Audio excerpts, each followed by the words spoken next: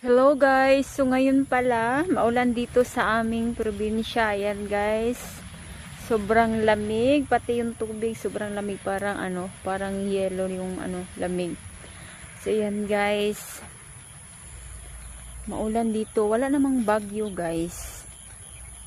May low pressure area, pero sabi ng balita parang hindi naman siguro papasok dito sa Mindanao.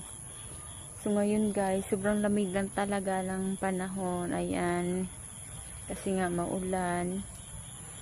So dito ko ngayon sa likod, naghahanap ako kung may mga pa ba na kalabasa, natitirang kalabasa dito sa likod. Kasi guys,